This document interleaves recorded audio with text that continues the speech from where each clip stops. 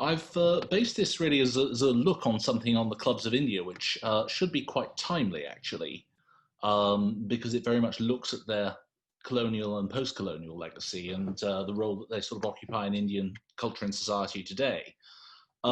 This started actually as part of a wider project I'm doing, looking at how clubs were exported by empires around the world, looking as much, for example, at the Spanish and Portuguese as at the British Empire, and looking at the differences, looking at the very different legacies and the ways they're treated.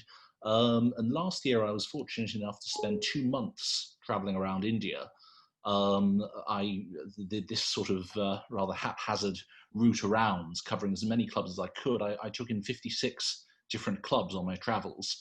Sometimes I was doing as many as 4 or 5 a day, raiding the archives and so on. And I've had various people ask me to do a talk on that, and I've been inclined to not do so because I can think of nothing more tedious than someone showing you their holiday snaps. But I was very interested in the idea of looking at what I learned there actually in the archives and in the papers and so on. But by way of background, I just wanted to cover some of the way that clubs were formed originally. It's generally widely assumed that clubs were something that the British exported and that started in London. Indeed, we generally tend to describe White's Club in London as being the oldest club in the world, founded in 1693. This is completely wrong. Clubs are actually an American innovation. The earliest clubs were founded in the 1690s in the state, well, what's now the state of Maryland, back when it was an English colony. They were brought back to England by American colonists and then popularized by the British subsequently. And when you're looking at the British Empire expanding in the 19th century, they're taking a very British interpretation of these American clubs. We start to get the archetypal clubs for a whole host of reasons along Pall Mall and St. James's, places like the Athenaeum that we see here, which is built just around the same time as the very first Indian clubs being built in Calcutta. And I refer to what goes on here as being a form of aristocratic proto-socialism. What I mean by that is that, like, say, the diggers and the levelers of the 17th century, they may be doing interesting and new things in ways to socialize, but they're not trying to do anything bold. They're just trying to create a community of their own with rules that work for them. They're usually aristocratic gentry from very landed backgrounds, and so they're trying to do something which very much caters to their interests and their tastes, and is about mutualism and sharing in that sort of way and in that spirit.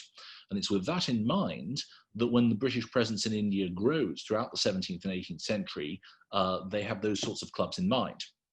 Now, firstly, I want to put across just how small scale the British presence in India was for most of the colonial period.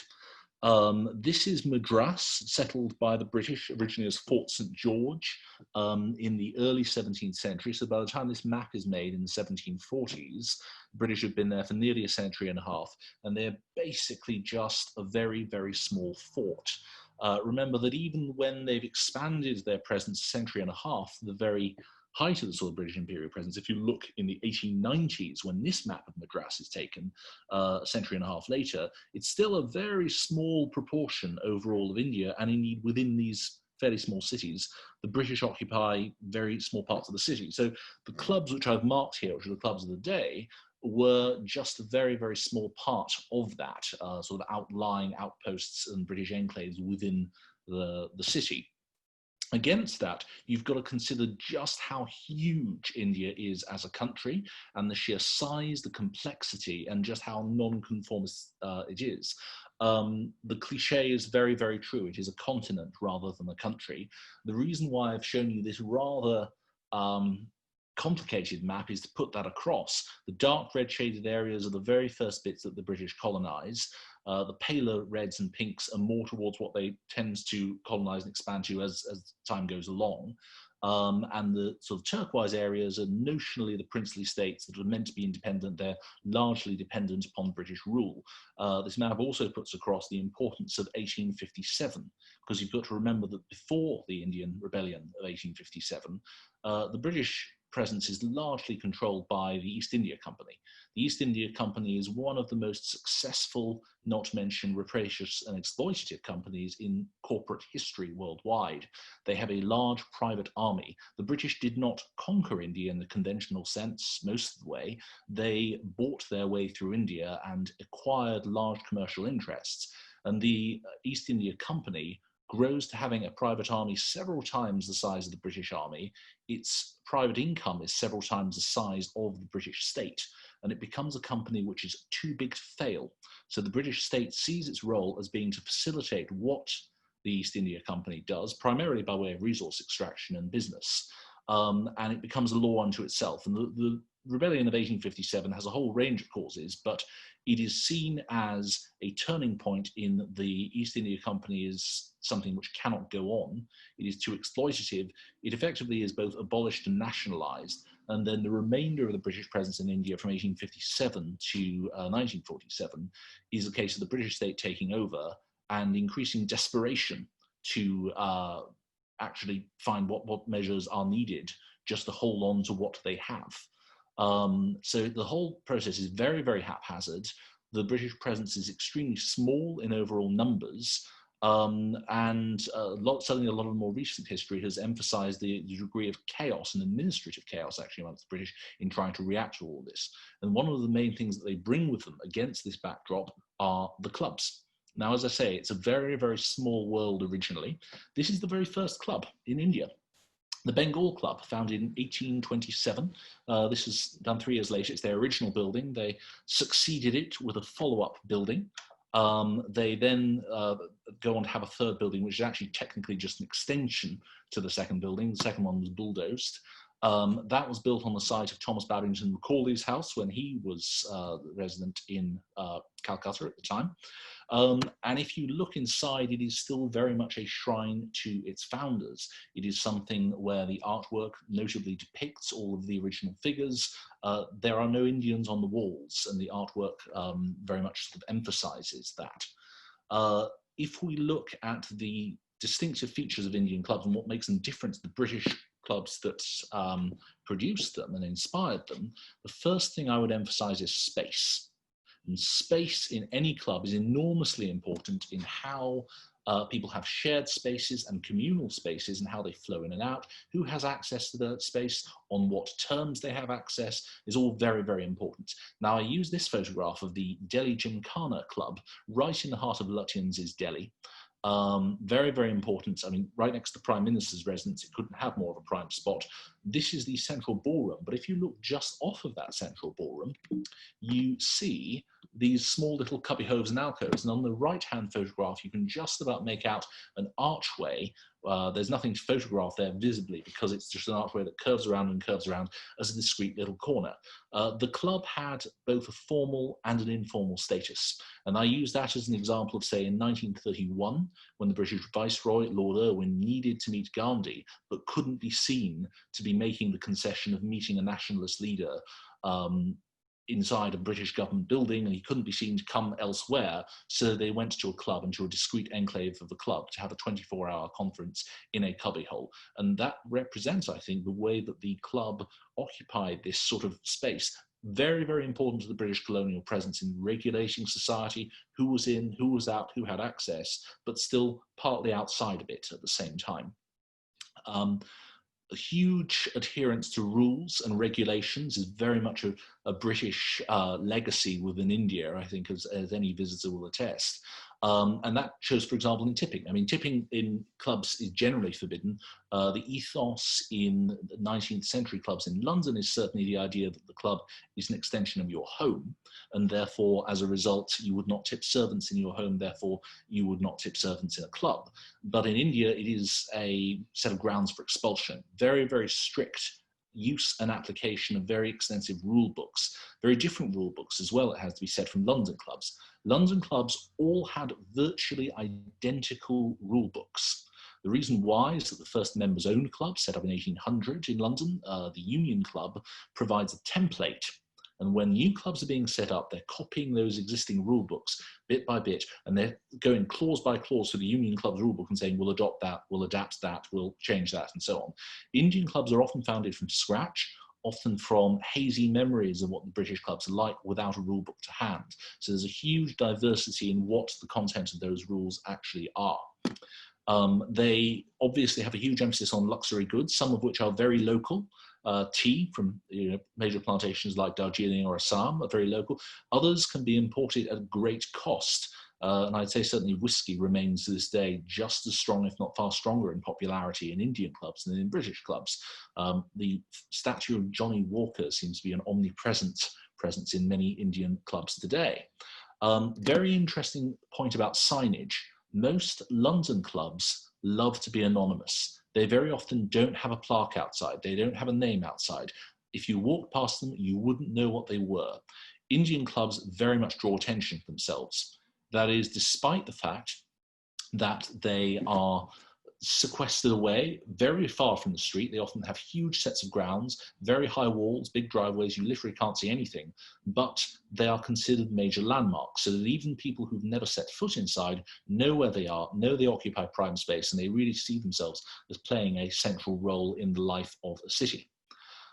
They have these very grandiose bits of architecture. This is taken from the main cupola of the Madras Club in Chennai, the second oldest club in India. It was actually built for the Adyar Club, as it then was, but that merged with the Madras and had a much nicer building, so they took over this. But it is very much something that puts across British imperial power and projects it in that way. It's also worth saying something about the Gymkhana model, because this is something that was very influential actually on American clubs, which grew in the 19th century. There's a huge emphasis on the Gymkhana. There's a very good book about this I heartily recommend, actually, by Benjamin B. Cohen, called In the Club, which is a study of Indian clubs. And it looks at how the 19th century Indo-Persian word Gymkhana, which meant racquetball courts, came to refer to the sporting facilities that were there. And it was about how the European settlers would share sporting facilities amongst themselves. These photographs are all taken from the Tollygunga Club in Calcutta. Very noticeable. I mean, it's set around an 18th century merchant's house, although it's not established as a club until 1895. Has about 110, 120 acres of grounds. It includes golf courses, tennis courses, racquetball. You can see there the 1930s indoor swimming pool. There's also an 1880s outdoor swimming pool. It originally had a race course. That gives you some idea of the sheer scale of these clubs, much closer to the American country clubs that they went on to inspire. And just putting across that sheer scale really is something. The buildings are very, very prominent architectural features themselves. This is a now demolished building. This is the original clubhouse of the Royal Bombay Yacht Club, right on the very seafront of Mumbai, right behind the gateway of India. They had a lease which was due up for renewal in 1947, and the new Port Authority in newly independent India saw this as such a monument to British colonial rule and so synonymous with British colonial rule that they declined to renew their lease and ordered it demolished. The modern day premises of the Royal Bombay Yacht Club are just behind this. It's actually an 1880s building that was originally built as chambers and apartments. You'll see a little more of it later, but it really emphasizes just how much prime space and how central the clubs were to India. If you look at some of the sporting facilities that they have, they're not just outdoor. Indoors facilities are important as well. This is the Uttakamund Club up in the Nilgiri Hills, and it is in this room that snooker was developed. This is a club founded in 1840, so a very early Indian club, founded by British Army officers with a billiards table and some time to spare and some rules to devise of their own planning. But to this day, there is a huge premium still placed upon games indoors, whether it's billiards and snooker, whether it's cards, whist, and so on, very much more so than, say, in the London clubs. There was also the importation of a lot of clubland furniture. I mean, anyone who's spent time in any number of clubs would immediately recognize on the right-hand side the weighing chair, which is to weigh yourself before and after dinner to see how much weight you put on. So these are very much sort of archetypal features that the British bring with them. Victorian architecture is very, very noticeable. This is again from the now demolished Royal Bombay Yacht Club. To give you an example from the modern surviving bit of the building behind it, you can see from the tiling, from the Gothic architecture, from the stonework, from the woodwork and ironwork, it's clear, classic high Victorian architecture in that way.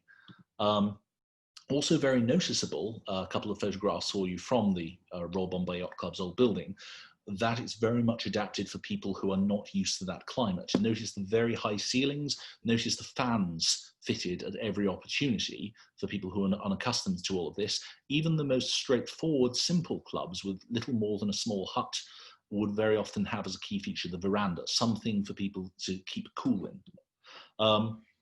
There's also the prevalence of sports. On the right-hand side, still the Royal Bombay Yacht Club. On the left-hand side, you have the Madras Boat Club on the River Adyar. And again, this is very much, even though the River Adyar is extremely humid, extremely ill-suited to rowing in any sense, quite polluted these days as well, nonetheless, there is a devotion to these sorts of colonial era sports, which are very, very popular at the time. The scale of the sporting facilities is really quite something. I use here as an example the Royal Calcutta Turf Club. This is right in the very heart of Kolkata to this day. It's appended to the main racecourse for the city. It has the very finest stands with the very best views incorporated as part of the clubhouse. The clubhouse actually occupies about a dozen major buildings. The club is empty for about 29 days of the month and then heaving about one day of the month when it's the sort of center of Kolkata high society life. And just a few 100 meters away, you have the Royal Calcutta Golf Club. This is the second oldest golf club in the world outside of the UK, very much with these huge expansive sporting facilities. If you want an example of the British colonial presence that's most obvious, you'll find it in the planters' clubs.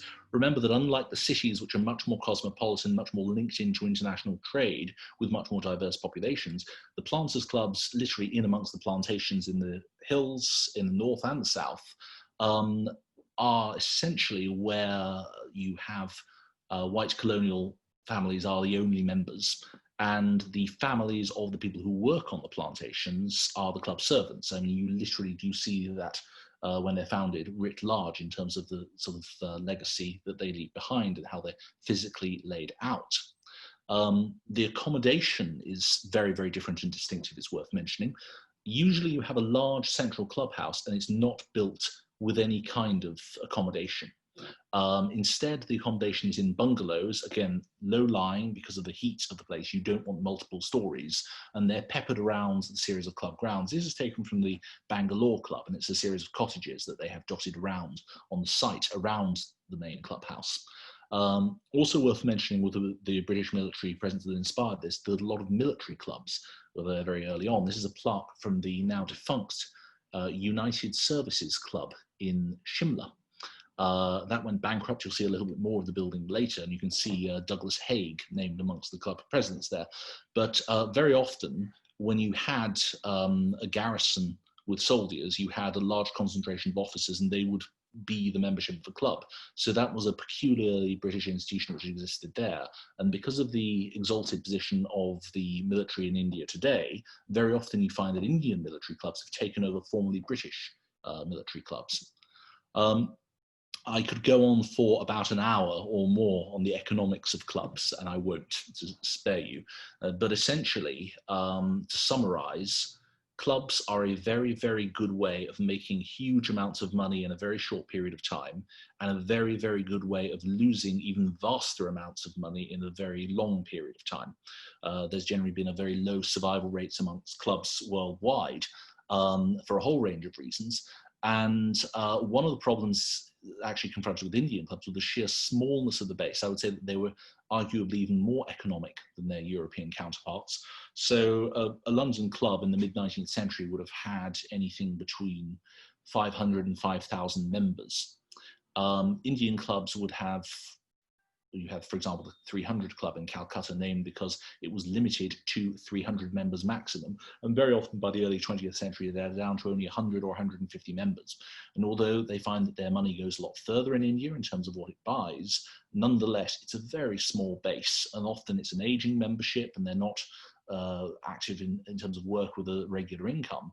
So actually, what we have here is something which is on display as a sort of memorialized item in the Bangalore Club. This is a a ledger which notes the number of members who've left with outstanding debts that they've incurred. And included amongst them is a certain Lieutenant W.L.S. Churchill, because the young Winston Churchill left with a 13 rupee bar tab unpaid. You'll note that he's listed them alongside a lot of other names. And so it was considered quite normal to incur large debts and not worry about it. So the lack of economic viability of clubs has come time and time again to be an issue. We'll come on to that when we look at how they continue to exist today. Worth saying something about how they work in different communities as well. I mentioned that the city clubs had a slightly different composition because the cities were inherently more diverse, often linked into international trade. In 1875, you have the first of the Gymkhana clubs set up in what's now Mumbai. It's the Bombay Gymkhana. And this prompts a whole range of clubs you then find for people who can't get into Bombay Gymkhana because it's British only. So there's a Hindu Gymkhana, there's a Parsi Gymkhana, there's an Islam Gymkhana, there's a PJH Hindu Gymkhana, there's the Wilson College Gymkhana, there's the Medical College Gymkhana, there's the Catholic Gymkhana, and that is just one stretch of coastal space, actually, on the one bit of Mumbai. There are actually lots more places in Bombay that are, yes, sorry, I am popping back and forth between modern names and contemporary names, but there's a method to my madness on that.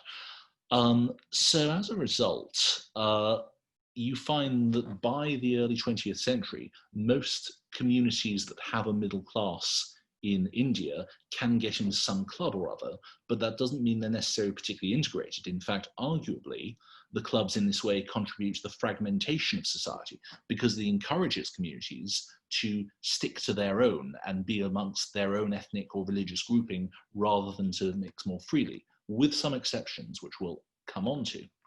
These are the cosmopolitan clubs. This is a prime example. It's the Calcutta Club, set up in 1907 in Calcutta.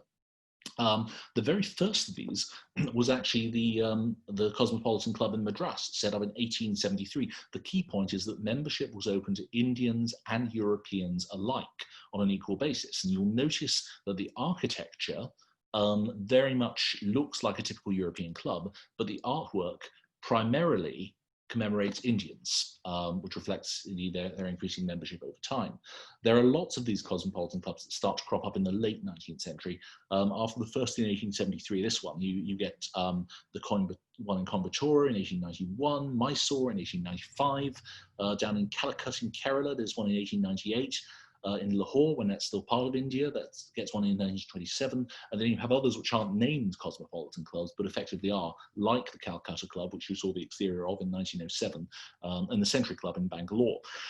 These are still very much aimed at the Indian middle class that's emerging, civil servants and so forth.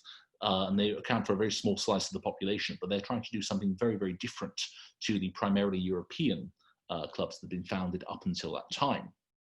So it's worth looking at actually the roles of India in these clubs. Now, it's firstly worth saying that there's very clearly a master-servant relationship in these places originally. They are set up by Europeans for Europeans, and the only way that Indians would have engaged with them until the 1870s was as servants. I choose my words carefully because in light of recent debates and so on, it's worth tackling the question of slavery and so on. We often talk in this country about slavery having been abolished in 1833 in Britain and across the British Empire, which is not entirely true because the 1833 legislation made a specific exemption for India. Slavery continued to be legal in India for years thereafter. 1843 is when the Indian Slavery Act abolishes the East India Company from using slaves, but it's not until the Penal Code of India is amended in 1861 that it's outlawed, and even then, obviously, enforcement is a different question. So the question then is, how much slavery, if any, was there in India, in Indian clubs? We know very little because the surviving club records are few and far between. Partly because of administrative changeover and a lot of papers from the British era having been lost or destroyed, partly because temperature and climate control means that in very humid climates, a lot of these things, when they have survived, have literally crumbled away to dust. And I've seen many archives where things are in a very sorry state and are indecipherable even if they've survived. So there are very few records relating to these clubs in this time, and there is no record of slaves being employed in them, but it is likely that they would have been in some capacity. That said, it's also worth remembering that clubs didn't really take off in a big way in India until about the 1870s post-Asian slavery. What we have to look at, however, is the legacy of slavery in terms of indentured labor continues to be a thing, and of course, massive commercial exploitation continues to be a thing. So until the tide starts to turn beginning in the 1870s and really not all the way through until well into independence, and arguably with legacies today, there is still that looming in the background as a very large component of the legacy of these clubs. The British had, generally speaking, I think it's fair to say, a cagey and incomplete understanding of the caste system. The generalization, which was quite common at the time, was the caste system is just simply the British class system writ large, and we can just simply transfer that over. Now, within a club, remember that you're looking at a club that can easily cover 100 acres and very often hires well over 100, possibly several hundred staff at any one time. So there are lots of grades of staff. And so the club actually provided a structure which the Europeans were very comfortable in hiring people of different castes to do different administrative roles. And within the highest caste, the Brahmins, certainly actually when you start to have Indian members of clubs elected, that's where a lot of them start to be drawn primarily from to begin with. It's interesting to note that the first Indian club members are not elected in India, they're elected in the UK. This is Sir Jamsetji Jajib Hoy, who's elected to the East India Club in the 1850s. He's an enormously wealthy self-made merchant. Primarily makes his money by selling large quantities of opium in China through the East India Company and in collaboration with the East India Company. And he retires to London and lives a sort of very, very affluent lifestyle there. In India itself, it's not until about the 1870s that you start to get the first club members, and they're not necessarily hugely representative. The first Indian members are Maharajas, who are honorary members of these sort of very well-known clubs. They're usually the sort of puppet rulers of the princely states. You then start to get senior civil servants elected, and it's only really in the early 20th century that there's a wider sort of Indian middle class that starts to get elected to clubs that was set up by Europeans or has set up clubs of their own that Europeans respond to. It's also worth looking at the role of dress codes in all of this, because no London club in the 19th century had a dress code. The dress codes were originally invented in India and in South Africa in the 1890s and the 1900s. And they had one very specific reason, which was to keep out the locals. They were entirely about maintaining a European standards of dress, to have Europeans predominate within these clubs, both as guests as well as members. And it's very noticeable that actually this is one of many factors which contributes to the popularization of Western forms of dress in getting Indians elected to these clubs. London clubs only start to adopt these dress codes in the 1950s because of the legacy of the Second World War. During the Second World War, you have a lot of London club members who serve abroad for long periods of time. They start using these clubs, and the reciprocal clubs really start to gain in popularity in the early 1950s as a result. Reciprocal clubs, the idea of one club having visitation rights to another club it's affiliated with elsewhere, do start out in the mid to late 19th century on a very limited scale, as far as I can tell. And there are some sort of specialist clubs, like say the Royal Automobile Club, founded in 1897. It plays a major role in regulating automobiling as a very popular pastime amongst the middle class when it's still an evolving sort of art. And so as a result, they become the international body for setting a lot of the sort of major races and so on. Those are the earliest sorts of reciprocal clubs that you get. When reciprocal clubs are set up in the 1950s, that's when London clubs start to learn from the Indian clubs and say, we want to adopt their forms of dress, their conventions and their standards in that sort of way. I've talked a bit about the slowly growing role of the Indian clubs and Indian members within the clubs. But it would be wrong to say that it's an entirely one-way street, or that progress in that sort of way in terms of integration has been across the board. I offer as an example the Breach Candy Bath and Swimming Trust. Now, Breach Candy is an affluent suburb of sort of central Mumbai. It's long been one of the most exclusive clubs within the city. It occupies, particularly a swimming pool that's very well known. This was probably one of the strangest places I've ever visited in the course of my research. I best watch my words very carefully because there's a lot of litigation flying around in the club. But effectively, there are two factions on two committees. One is the Historic Committee, which stands accused of, at best, mismanaging the club's finances in a rather spectacular fashion. The second grouping, who've accused them, have taken recourse to the club's rulebook, which is unamended since the 19th century, and states that no one who isn't European or European-born or of European descent can be a full member. Therefore, they do not recognize the legitimacy of the existing committee, and so they've elected themselves as the new committee. So you have one group who are effectively accused of being crooks, and another group who are effectively white supremacists, or at least comfortable using this sort of legislation. So as a result, when I visited the club, it was completely dead because they were under a court order from the Indian Supreme Court stating that they had to cease all trading and were not allowed to have any members on the premises. There were simply staff who were keeping the place going to service their various debts and so on. It was a very odd atmosphere indeed, but it was still alive and well in 2019. So again, it's very hard to generalize about Indian clubs because the individual experiences are so very, very different. It's worth also looking at the changing role of women within the clubs of India. Now, this is an example of how slowly women were integrated into these clubs. They were very often still men-only domains, long behind. So the London clubs started admitting women as visitors, bearing in mind that there weren't actually that many until about the 1830s, even though a few had their roots in the 18th century. And the London clubs started admitting women as visitors by the 1840s and 1850s, and then you have the first women-only clubs and mixed-sex clubs by the 1860s and 1870s. It's the 1920s and 1930s till most Indian clubs started admitting women as visitors. This is the Bangalore clubs, plans for their extensions in 1935. You'll note that there's relatively little space that's allocated for them. What you have instead is a sign on the Sindh Club. This is the foremost club in Pakistan today, which said women and dogs not allowed. This was still there up until independence in 1947. So it was still a major, major part of the sort of ethos and not atypical of the attitude towards women within these clubs. Women did, however, assume an increasingly important role in the regulation of British society, sort of high society, and European women certainly did.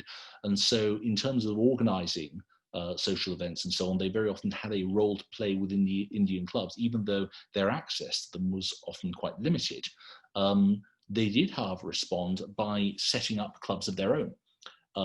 The earliest of these, which is down here, is founded in 1891. This is the Calcutta Ladies Golf Club, still going today. And you have all around India, for example, in the Portuguese colony of Goa, you have the Club Tennis, the Gaspar Dias, set up by ladies who are married to the officers there. They want tennis facilities that are safe, and so they set up their own club in 1927. So there are still some women-only clubs in India today, but the general level of accessibility to women towards these clubs hasn't been high historically. A lot of them only went mixed, some in the 1960s or 70s, some as recently as, say, in 2004, the Cricket Club of India admitted women for the first time. And even then, many of these clubs have retained male-only areas. This is the bar and the men's bar in the Bangalore Club, which was male-only up until about 15 years ago. Today, it's worth mentioning that partly because of the way that membership works, women tend more commonly to be club members as part of a family unit. It's not uncommon to have collective family membership. And so you will have associate membership as a form of that if your husband is a member of the club. But even then, very often, the accessibility will be reduced. So you might be able to go alone without your husband and bring a guest, but you won't be able to bring 6 guests as he can, for example, and different situations like that. It's worth looking at how the Indian clubs have managed decolonization, because some of the European clubs took a rather head in the sand approach and just said, we're not reconciled to this and we would rather close down than adapt. A lot of the military clubs are an example. This building is the United Services Club in Shimla. It's a very grand building. It's kept going by the army garrison because the army garrison was pulling out at the time.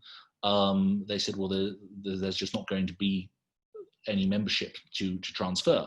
It's largely derelict inside. It's a series of really quite grand, extraordinary buildings. And I've got some more photos here of the interior. You'll see there are 1 or 2 areas that are quite well preserved. There are some areas that are adapted into a municipal engineering office.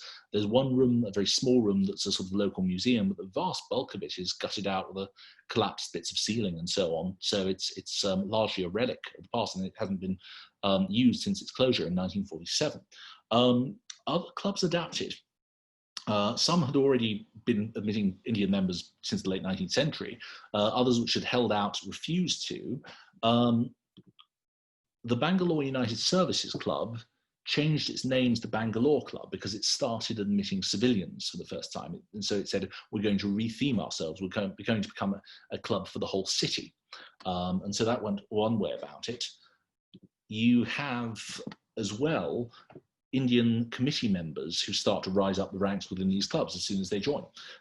Bear in mind that the Europeans who stay behind in these clubs are a tiny proportion of the population in the first place, and their numbers are diminishing and they're aging and they're literally dying out very often by the 1960s. So you very often find typically that a club which opened itself to Indian members in independence in 1947 will elect its first Indian committee members by around the mid to late 1950s and have its first Indian chairman by the late 1960s.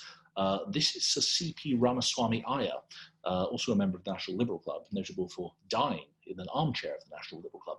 But he was the chairman, or the first Indian chairman and president of the Uttakamund Club in 1963. The last clubs to admit Indian members, the last holdout as being European only officially, were both in Calcutta, the Calcutta Swimming Club and the Saturday Club.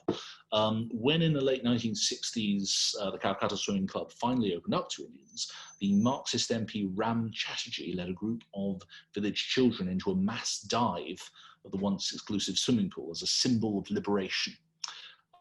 So you have different ways of celebrating this, and again, it emphasizes, I think, that these may be treated as a private space, and they officially be a private space, but they're also treated as a very public space that's part of the life of the city. Worth now looking finally at the question of Indian club membership today.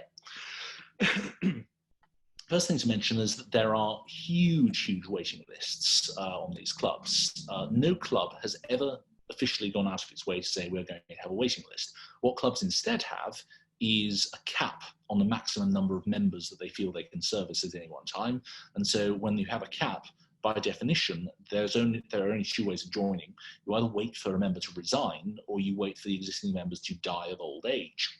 And that can take a very long time.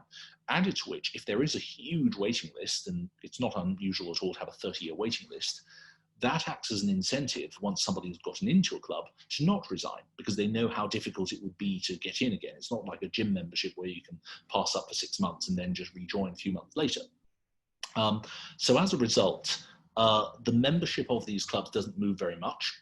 The membership is also hereditary, which is a very important feature here, because what's happened after several decades of hereditary membership is, although you had a mass migration from a British white European middle-class membership to an Indian middle-class membership in the 40s and 50s and 60s, that's meant that there's been a sort of dilution in the themes of these clubs. What I mean is that most of these clubs are founded around a theme for cricket lovers or for rowing enthusiasts. Most people who belong to an Indian club now that has a theme didn't join because they were interested in the theme. They joined because they were son or the grandson of somebody who did have an interest in the theme. And as a result, the interest in these themes has massively reduced. It's become more a symbol of social status that you can get into one of the city's premier social clubs. The clubs of India are certainly much more socially exclusive than their European counterparts are today. They may have more members, but they represent a much, much smaller percentage of the population overall in that way. This has led to all sorts of problems for the clubs themselves, because there's not much change in their membership overall, and very often the members aren't accustomed to necessarily paying particularly large subscriptions. So they found the solution in adapting, which is a dependence upon corporate membership. Corporate membership is what has saved most of the Indian clubs from going bankrupt in the last few decades, and has meant that they've actually flourished. So a club which has only, say, 1,000, sorry, I'll need a glass of water. A club which has maybe £1,000 in membership fees for a long-standing member will very often charge something the equivalent of £20,000 a head for a corporate member. They might say that somebody who is one of the half a dozen selected partners of a major multinational working in the city may be elected to temporary membership as long as they pay £20,000 during that time, and they're effectively subsidizing the others. And whereas the others have a lifetime entitlement to renewed membership, they instead have only membership for as long as they hold their job, de facto, in that way. So that really has reinvigorated them financially. And a lot of these clubs went through very hard times economically, only to find now that they are very flush with cash on the back of these sorts of corporate memberships. Worth mentioning, interestingly, that there isn't really an equivalent in India to the working men's club.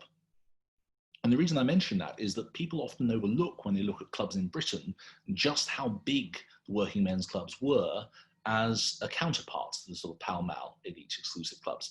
Because the idea of these working men's clubs, when they were founded from the 1850s and 1860s onwards, was to bring a slice of Pall Mall into every community. And that's why there were thousands, literally thousands across the UK, in every town and village, often multiple working men's clubs.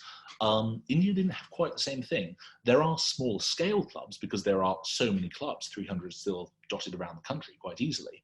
And there are sort of much more modest clubs. This is an example. This is the similar club set up in Shimla in 1957, though it's using a building that predates that.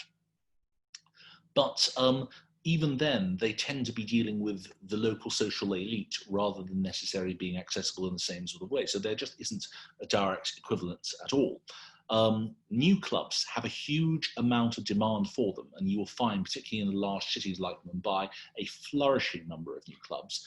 The Home House group of companies, a company that's set up its own clubs all around the world, has just set up this branch of Home House in Mumbai. And you'll find that because of the 30-year waiting list, actually they're a very attractive alternative. This is not unusual to the economics of clubs, actually, even in the 19th century in Britain. So it's more or less just an updating of a long-term process. Finally, it's worth mentioning that even these very, very new clubs are very often rooted in extremely historic buildings. This is the Gaikwad Baroda Golf Club, using and adapting an old Maharaja's palace as a modern-day club. And far more sumptuous, actually, than a lot of the historic clubs themselves. So they're not regarded as being in any way, second rate simply because they're not historic. Far from it, actually. The sort of snobbery value a lot of them carry is very great indeed. So overall, and I'm mindful that people may want to chip in with questions now, I think we can learn a great deal from the clubs of India as a strand. I've just been muted. I think we can learn a great deal from the clubs of India as a strand through which to view Indian history, and a strand through which to view the way that they were first imported as an element of the colonial presence to begin with, and how they've adapted over time, what that tells us about power and elites and society within India, the role that they play within cities, and the mythologization of them as well. They're very popular in fiction, very popular in books and films and TV. They're often portrayed, they're often spoken about, they're often reported upon in the newspapers. Arguably, sometimes their importance is inflated, but that in itself tells us something about the cultural premium placed on these clubs. So I've found my time looking at them absolutely fascinating. I hope that's been vaguely of interest, and I'm more than happy now to turn it over to you for questions. Rupert, I think we have questions from Janet Berridge and James Brown lined up. And I can see Phil Reeves now indicating as well. Can I answer something? Yeah. Tim, why don't you chair? I don't really. I mean, I'm happy to chair if you like, but I've been sort of sitting back. Kitty's trying You can talk. But as you've got the controls and everything, why don't you chair? Okay, so could I ask Janet Berridge to ask the first question, please? And I'll make a list. If you could either chat to me or indicate to me, if I see you, I will add you to the list and call you in turn. Thank you. Have Don Dutter as well, please. Thank you very much, Tim. And I'm sure I speak for everybody in saying that was absolutely fantastic, Seth. Very, very interesting and such a wide range of facts and figures.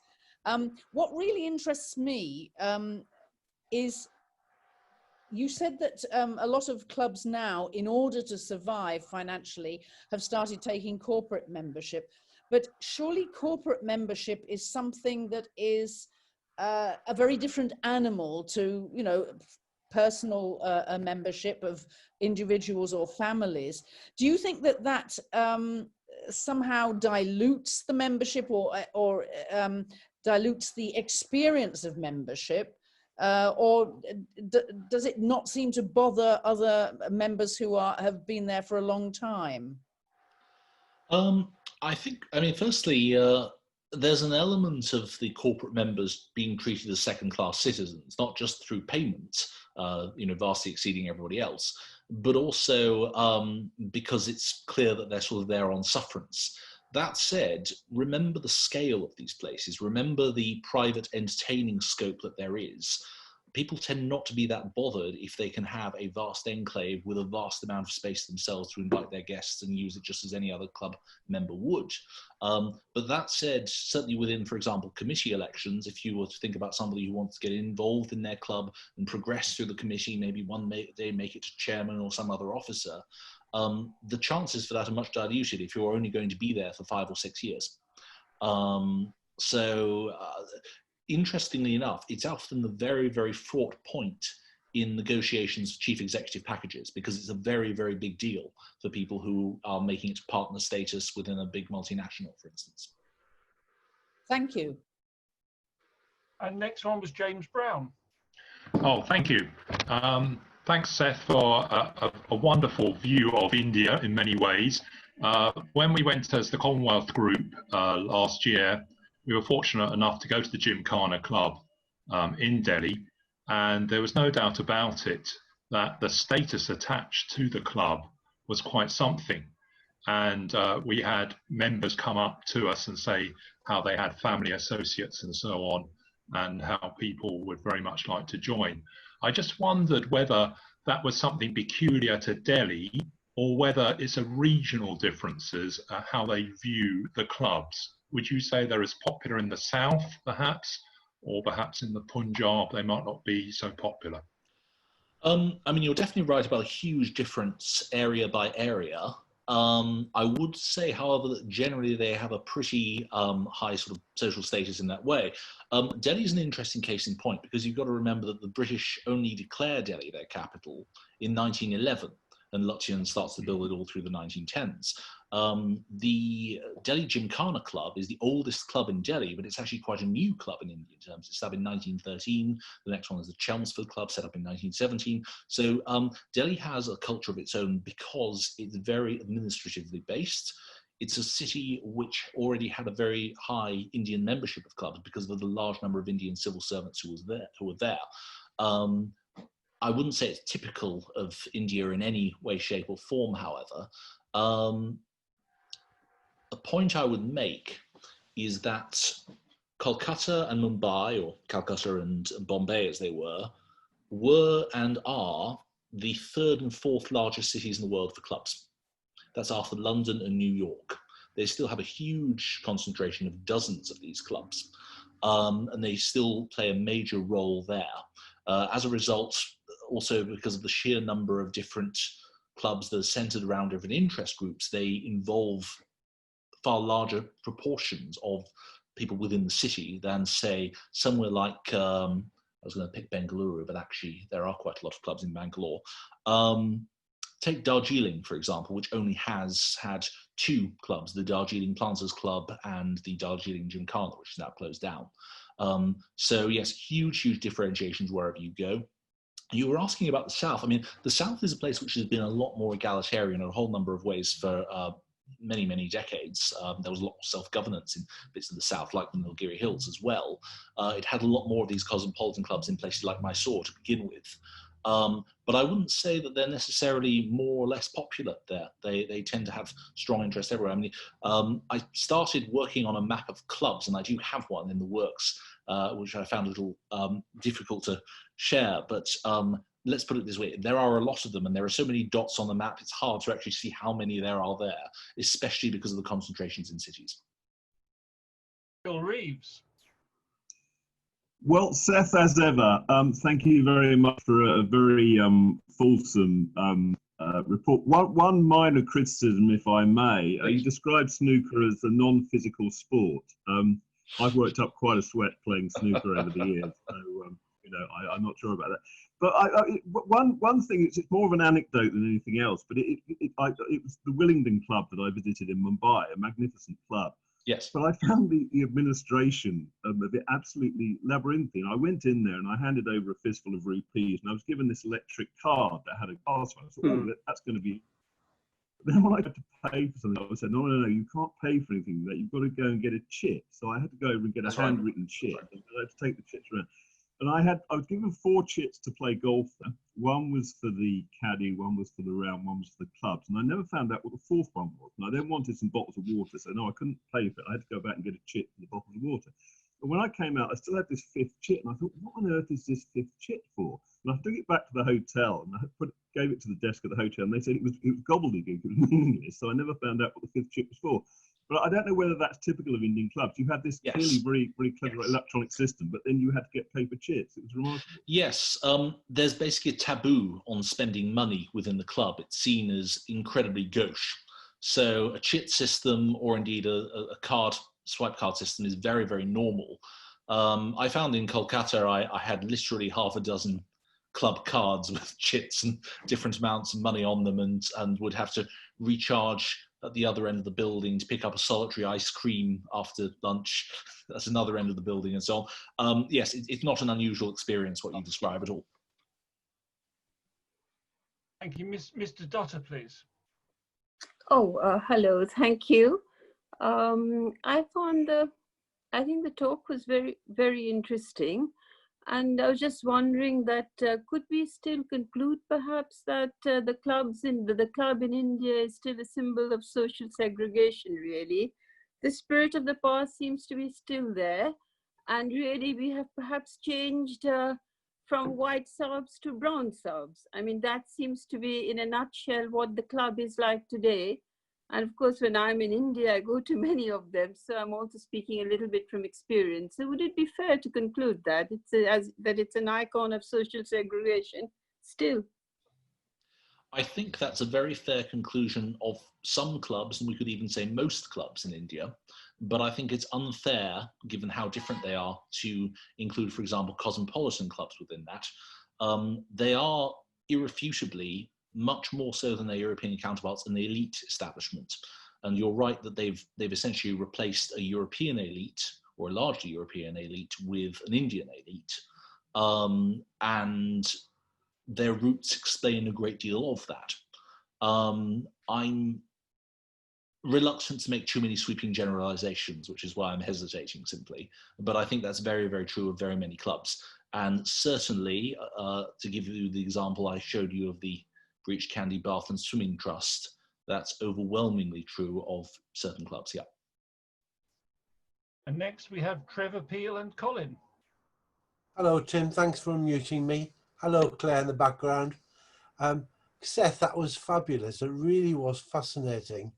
And we want more, so we need to have a repeat of this in some way. I saw this has been recorded. Is this going to go onto the website for people to access at their leisure? Yes. And my second question, pardon? The answer is yes. Like the other talks and the future talks, they will all be available to members online. Wonderful. And the real question I was going to ask is, following on from what James said, when we were in India, we obviously went to two clubs. We went to the Gymkhana club in Delhi, which was absolutely fabulous. And several of us visited there on several different days. But also we went to the club in Chandigarh, where we were with the Minister for Rural Affairs. But one of the interesting things for me recently, Seth, is that the Indian government are threatening to take over control of the Gymkhana club. Do you have any update on that? I don't, but it's not unusual for there to be disputes over land and ownership and so on. To give you an example, the Lotus Club in Kochi, or formerly Cochin,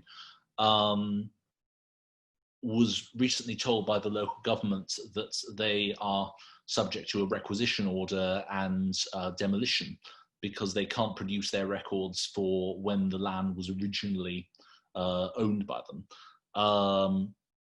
This is not unusual as a situation, but the court cases around this can go on for decades, and very often they aren't necessarily successful. So I've no idea what's going on there, but it's not a surprising story. Thank you.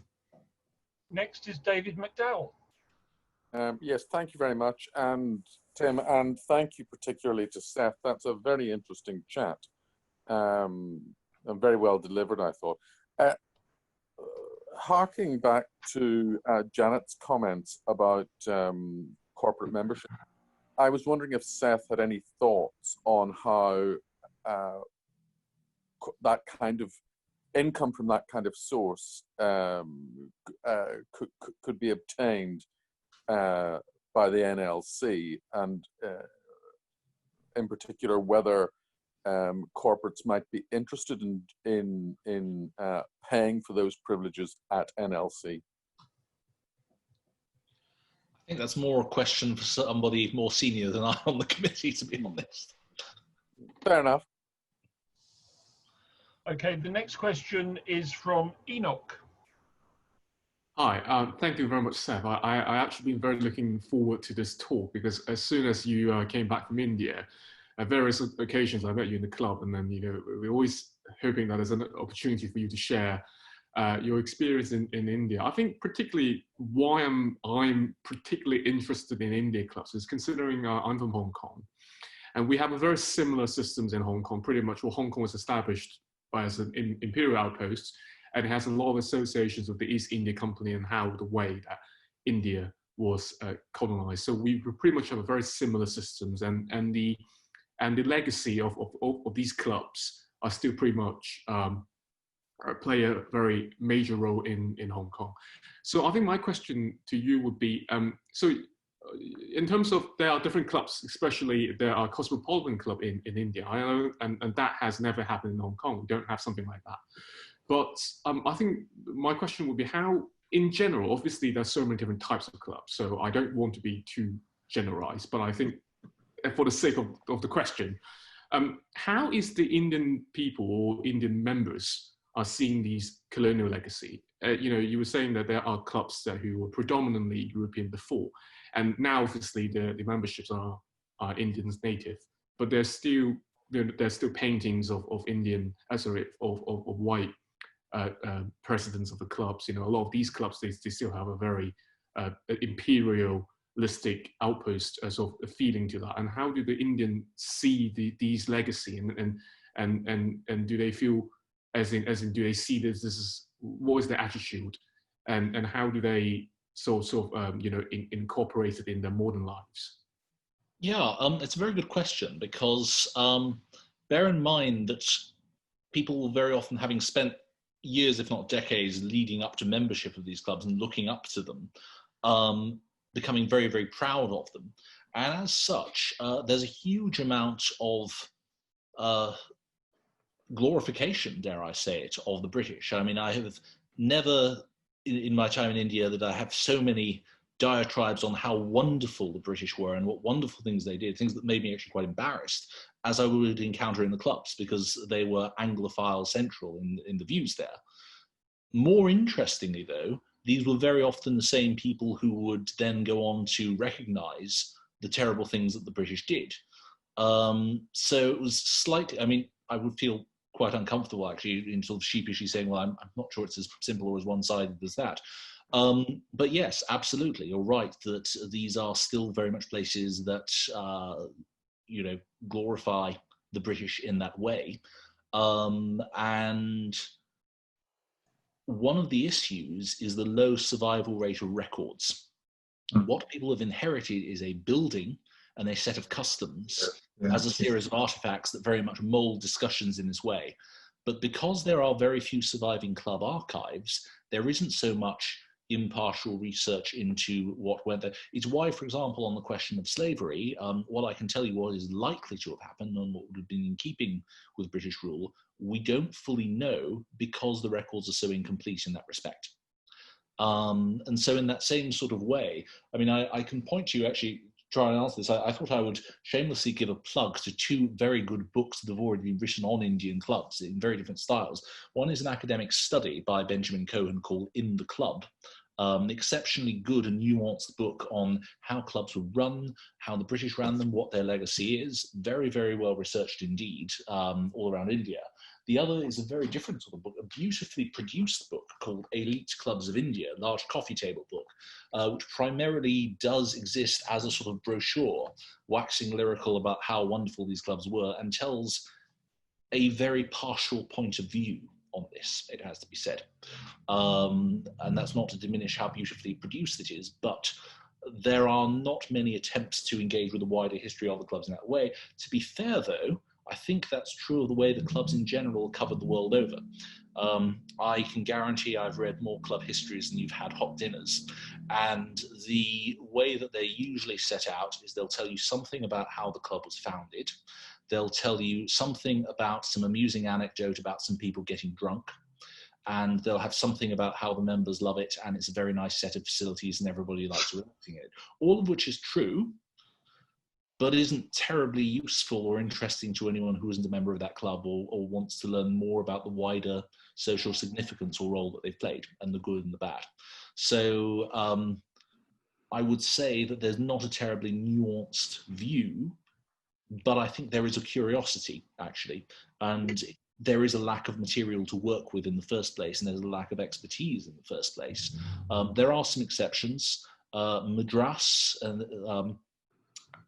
as a British, sort of in its colonial years, was very well covered by the writer S. Muttiah, who was a member of three different, well, actually more than three clubs, but he wrote three very good, well-researched club histories off the back of having written several local histories that are very detailed in that way.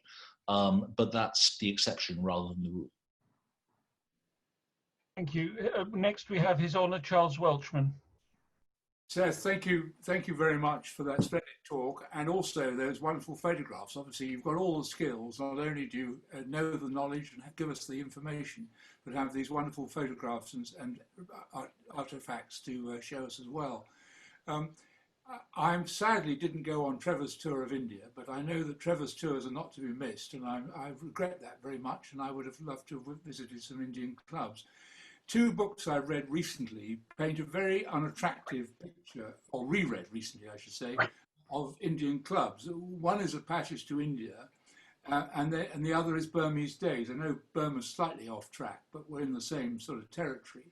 But they paint a very, very awful picture, really, of colonial Brits excluding and seeking to exclude native Indians who might just about have a reason for joining the club.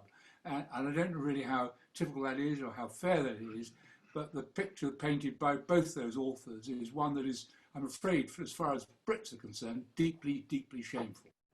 Yes, I haven't read Burmese Days, but I have read A Passage to India, and I actually very nearly included in this a clip from the David Lean film adaptation of it. The reason I didn't is I realized if we were going to record this on Zoom, there might be some copyright issues. So essentially, I was going to use that to illustrate the social role that the club played amongst the British.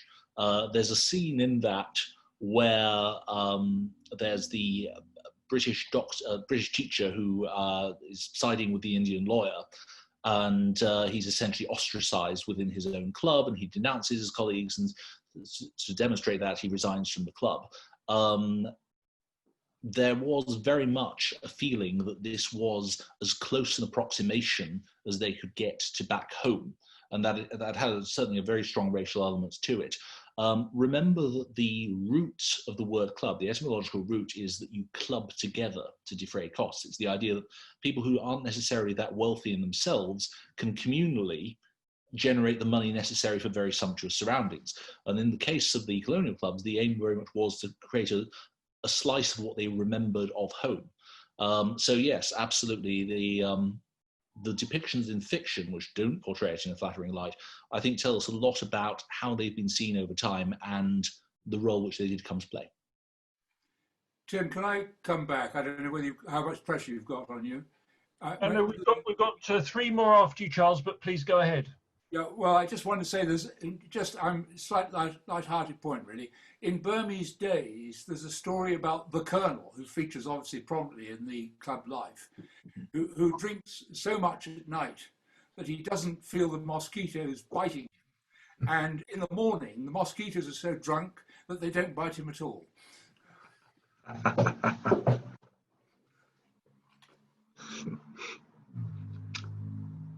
Thank you. Next, we have Mike Salem.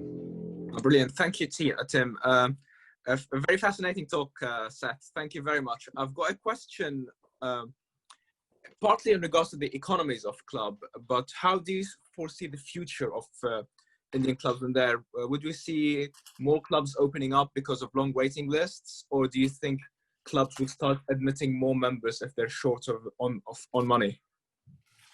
That's a slightly tricky question because we seem to be on the brink of or having started a massive global recession. That said, clubs can be quite counter-cyclical, bizarrely enough. Often a club is more affordable to go and eat and dine in and to entertain in than a restaurant is. So clubs often are doing very well in recessions and doing very badly when the economy is booming. In terms of the long-term viability, I don't see any change likely in the principle of inherited membership because there's no call for it from people who benefit from it. So as a result, I don't see any shortage in waiting lists. And as long as the waiting lists are high, there's a plentiful supply of people to replace the members. So as a result, I think they will survive. The financial issues do seem to have been resolved by corporate membership, although bear in mind that some clubs have very heavily resisted that. There's a sort of snob value of, well, we wouldn't want people with money in here. But clubs are ultimately a business, and they're susceptible to a business cycle like any other. So I think they continue to be viable. The newer clubs possibly have fewer reserves of cash, so might be more vulnerable. But I think the ones that have a massive waiting list don't have anything to worry about.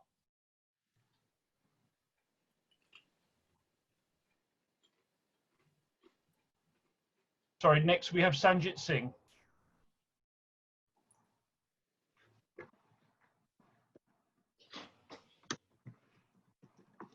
Sanjit, could you unmute if you haven't? Can you hear me now? We can, yes. Okay, first of all, thank you very much for an absolutely fascinating talk. I just wanted to add a couple of things, if I may. As you said earlier on, the memberships, club memberships in India tend to be family memberships. So my father was in the army. Wherever he was posted, we automatically got membership of the club. So from the age of 7 or 8, I was always going to a club. Now, the thing about that is that at a very early age, the club culture comes into families where people are started going so early. That's number one. But that also means there's a pipeline for membership. And to give you but the problem with that pipeline is it keeps the others out. This inherited membership. I applied for Gymkhana Club on my own merits 40 years ago, and I think I'm still a year away from getting it. In the meantime, I inherited it, so it is okay. So I'm not really chasing my membership in my own right. So, but the problem with that is it keeps other people out, and that's one of the court cases that the Gymkhana Club had. In fact, I was one of those people. They were questioning why I got it because people had been waiting for 35, 40 years and they hadn't got on. And how dare somebody just get it because it's inherited membership. Luckily, the court sided with me, so I got my membership. But that's a real problem because it keeps people out. 40 years is a very, very long time to be waiting. A lot of people die while they're waiting for it. But somebody asked a question earlier about, whether it'll lead to more clubs. There's a huge number of what I call locality or colony clubs that are coming up. So if it's an area, where I lived in Delhi when I grew up, a defense colony where service officers were given plots to build their houses. So there's the defense colony club, and there are about 30 or 40 or 50 like that in Delhi alone. So that's beginning to sort of take some of the pressure of the big clubs. But having said that, there is a prestige associated with that. Somebody also asked about the court case recently where the government wants to take it on. This, again, because I get updates from the club, for anybody who's interested, it's essentially some government officials who've been waiting there for the last 12 or 13 years and haven't got membership feel that they are not part of the club, and therefore it's an alternate center of power, as it were, and they feel that the government should have more direct control over it. And the thing is that it's the way, we talked about keeping people out. The presidents of Gymkhana Club have only ever been a civil servant or a forces officer. So they carve it up. So this is the civilian's turn this time, so we'll let him have a free ride. This is the army's turn this time. So, and that's how it's worked. And the other thing is, unlike clubs here, the amount of money that they're charging now for application to these clubs, all these sort of elite clubs, as it were, is so high that even sitting here, I find it quite expensive. So they're sitting on a lot of money for people who just paying £2,000 as application fees. And they're waiting 40 years after that. Yes, no, I mean, a lot of very shrewd observations there from Sajid, actually. Certainly, for example, the point about carving up offices between civil service and army, that tells you a lot about the elites within Delhi and the club's membership and what that reflects, and the main sort of two power bases and factions that are there. I very much agree with you regarding the policy on inherited membership being something that's deeply exclusionary in practice.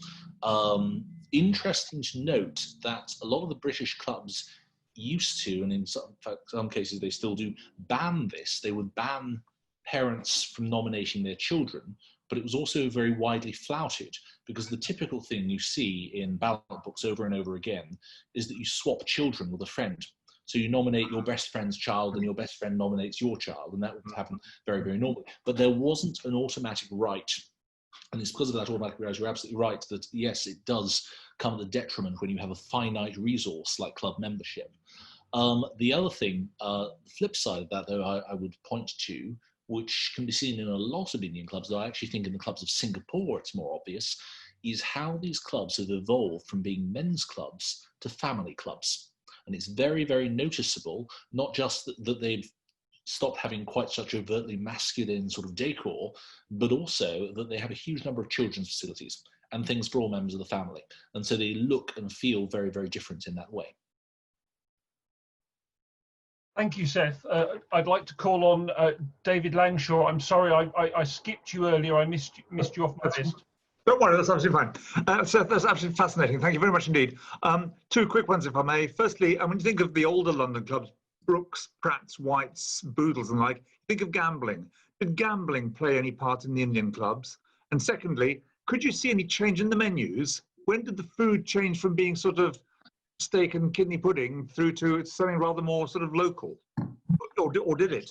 I mean, gambling was huge in the English sort of communities that founded a lot of these clubs. And so, Calcutta, long before the Bengal Club was founded, already had a gambling scene that was very much like London's St. James's district, just because you have British people who are bored and there's not a lot going on. And it's something that they can do amongst themselves within a very small community.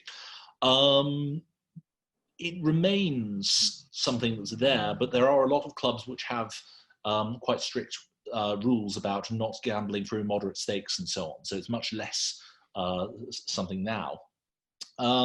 On the question of menus, it's quite interesting.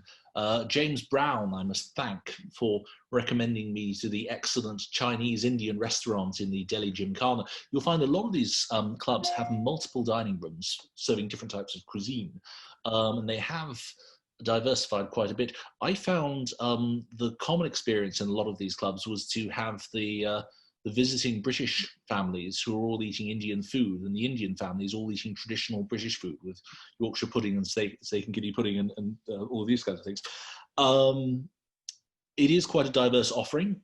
It's improved noticeably, it has to be said.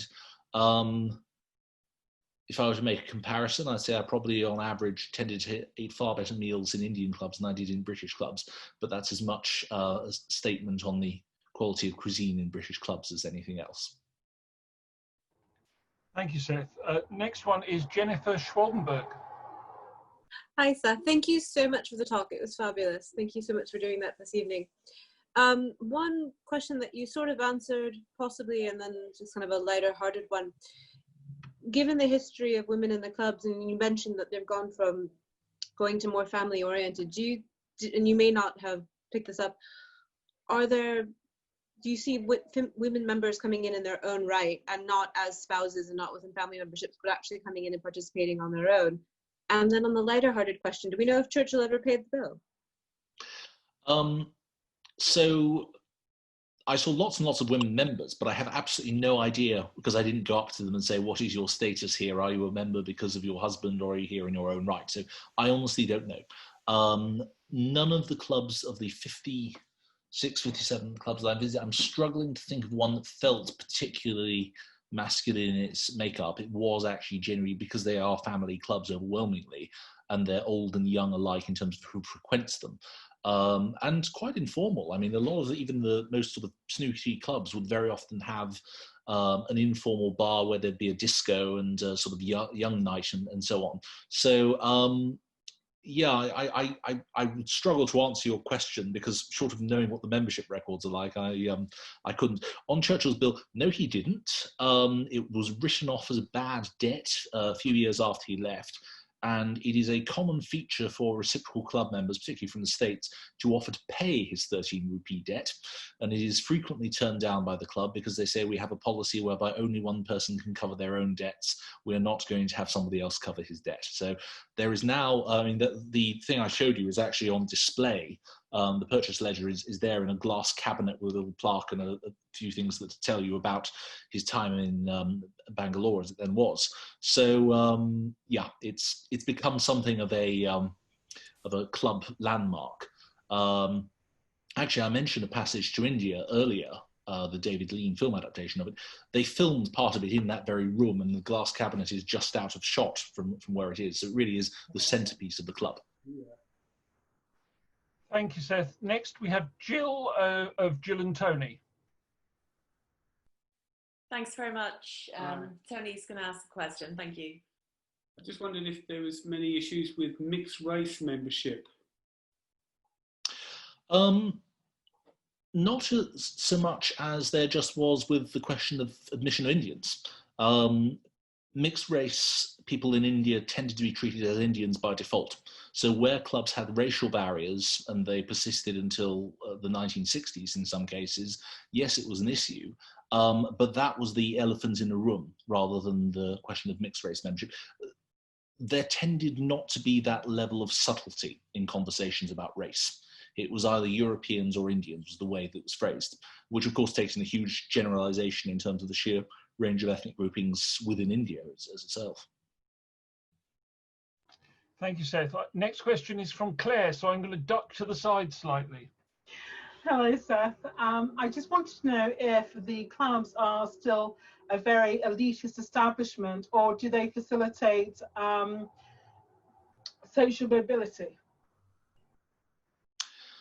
I think the earlier question stroke statement partly answers that. I think most of them don't facilitate social mobility. I think most of them are still very, very elitist indeed in terms of how they're structured. But They do see themselves as having a role to play. They see that within their community, within their cities, they see themselves as a forum. And I can think of some very notable exceptions where they have done some outreach work. They do try and broadcast from the clubs. They try and have speaker events. Actually, one of the most traditional ones, the Bengal Club, has a regular lecture series which is publicly available, and they make a point of being a service for the community. So again, I'm trying to avoid generalizing. I think the portrayal of them as highly elite institutions this day is very true of the vast majority of them, but I don't think it's true of all of them. Thank you, Seth. Now we have our last question from the person who asked the first question, past Chairman Janet Berridge. Thank you very much, Tim. This is a bit of a light-hearted one. You showed us 2 books earlier, and I know from having followed your trip through Facebook that you brought back rather a lot of books. How much excess baggage did you have to pay? It reached such a bad point several weeks in that I mailed myself on slow mail several large parcels containing books to bring back for me. But yes, I paid a small fortune in baggage anyway. And did the books all arrive that you sent by post? Yes, oh yes, absolutely. Oh, good. Great. Thank you very much. Everyone. Thank you to Tim for being such a wonderful coordinator of all this. Yeah. Well, I'd like to pass over to Club Chairman Rupert Morris to wind things up. Rupert. Yeah, thank you, Tim, and thank you, Seth. I mean, that was just fantastic. I think because we're in rather uncharted territory with these Zoom talks, that I hadn't appreciated, perhaps, whether the communication was perfect between Tim and Seth. I kind of thought, well, Seth can look after himself. I don't have to chair this. And I think Tim, you were expecting me to chair it, and I wasn't entirely prepared for that. But I am prepared to give a rather traditional sort of vote of thanks, because I mean, it was just marvelous. It was so thought-provoking. I long to go to India and see some of these places. Kitty was slavering over my shoulder and saying, we've got to go there and so on. And also, you know, we must have a repeat of your talk in the club. I mean, you will obviously do that. I know you're a tame member of the General Committee, and you will do what we ask you to do. I mean, we definitely need this, you know, on a bigger scale in the club, when we can all gather round and we can look at the pictures in a bigger thing. You know, I felt they were too small on my miserable little laptop screen. I wanted to see them bigger. But I mean, so it's whetted my appetite. I'm sure it's whetted the appetites of many people who tuned in this evening. And well done, Seth. I mean, you know, homegrown talent is the best. You know, we had, and I think at our peak, you know, 69, you know, including couples, people tuning in together. We probably had over 70 people, which beat our BAFTA-winning actor from last week, hands down. So well done, you, and just a huge thank you. And if I may, you know, I think you've also, I mean, you've somewhat inspired me in that I feel the National Liberal Club can play some sort of role in you know, showing that clubs aren't all about maintaining old elites, but that we're about bridging gaps and improving understanding. And the National Liberal Club, with its strong Indian links, and I can't wait for Diwali this year. Gosh, this year, yeah. I mean, you know, in November, let's hope we can make it happen. October, November, whenever it is. You know, we don't know what we're going to be able to do later this year. But Diwali was such a fabulous evening last year, I thought. And, you know, we have so many, lovely to see Sajid. fantastic shirt, if I may say so, and many other Indian and other ethnic people from, you know, different colours and from different parts of the world. I mean, it's just, that is what the National Liberal Club is about, and you have helped educators this evening. So thank you so much for that, Seth. I'll do a little plug before Trevor's quiz, your India quiz. I'm going to be talking to Caroline Lucas, and I hope that many of you might tune in for that. She was proposed for honorary membership of the National Liberal Club by Charles, and a very good idea that was. She couldn't make lunch earlier in the year because sadly her father was on the point of death, and yet she died the very day we entertained Armando Iannucci, our other honorary member, who's also going to speak later. So I hope that these talks are keeping the club going and keeping a sense of things happening and ideas buzzing to and fro. I hope you'll tune in Thursday next week for Caroline Lucas, and possibly, and then for Trevor's quiz, and thereafter, and of course we'll, you know, Seth will do his thing again in the club whenever, and we're going to reopen on the 6th of July. I'm sure we are.